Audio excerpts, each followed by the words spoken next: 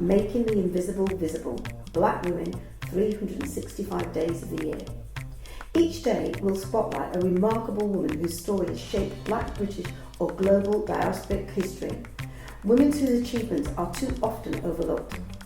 Through these daily short films, we create a living, breathing archive of leadership, creativity, resistance and legacy. Let's begin.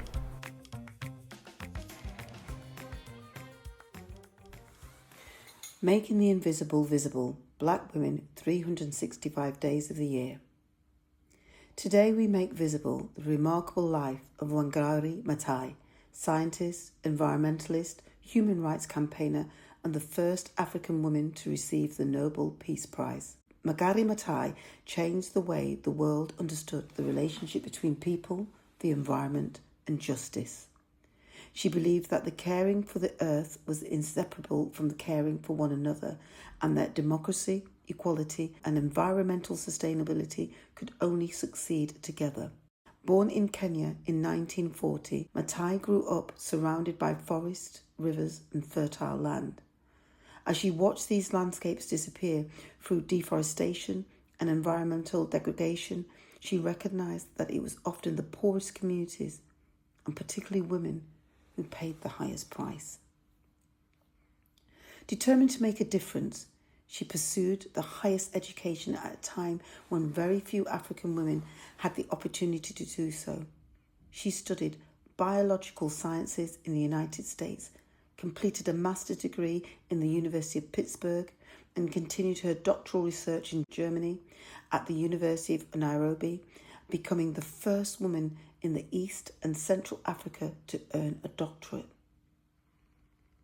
But Wangari Maathai understood that knowledge alone was not enough. It had to be transformed into action. In 1977, she founded the Green Belt Movement, a grassroots organisation that empowered women to improve their lives by planting trees. What began as a simple idea became a global movement. Women restored damaged landscapes, generated income, protected water sources, and strengthened their communities. Under her leadership, more than 20 million trees were planted across Kenya in schools, churches, farms, and villages, demonstrating that environmental action could also tackle poverty, inequality, and social justice. Her work challenged powerful political interests. She was harassed, beaten, imprisoned, and repeatedly threatened for defending Kenya's forests, campaigning for democracy and demanding accountability from those in power. Yet she never abandoned her belief that ordinary people could transform society. Her influence extended far beyond environmental conservation. Wangari Maathai became an international advocate for women's rights, human rights, climate justice, and good governance. She served in Kenya's National Assembly after being elected with an overwhelming majority and played a leading role in the Jubilee 2000 Africa campaign, helping to secure international debt cancellation that enabled developing countries to invest more in education, healthcare, and development. In 2004, Wangari Maathai became the first African woman to receive the Nobel Peace Prize. The Nobel Committee recognized her holistic vision, one that connected environmental protection with democracy, peace, and human dignity.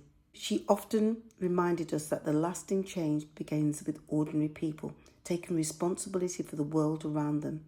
Her words remain as powerful today as ever.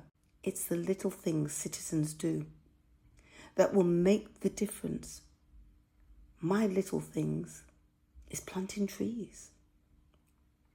Wangari Maathai died in 2011, but her legacy continues to grow in every community she inspired and every tree planted in hope of a better future. Today, we remember Wangari Maathai not simply as an environmental campaigner, but as a visionary leader who proved that one woman, armed with knowledge, courage, and determination could transform landscapes, empower millions of women, and change the world. I was always conscious of the fact that whatever I do, I must not break the law.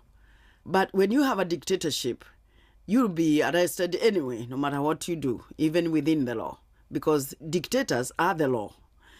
One time we were trying to stop the acquisition or the privatization of the Uhuru Park, the open space in Nairobi. And we are trying to say that Nairobi as a city needs a large green open space. And so we would demonstrate, we would try to ensure that the construction does not take place. So you get arrested for picketing almost.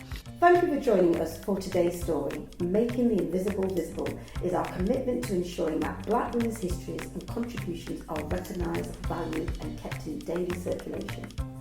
Across 2026, we will continue to share these powerful narratives, 365 days of impact, brilliance and inspiration. Stay connected, join the conversation and help us champion the women whose journeys continue to shape our world. I'm Paulette Brooks and I'm looking forward to seeing you tomorrow for the next story.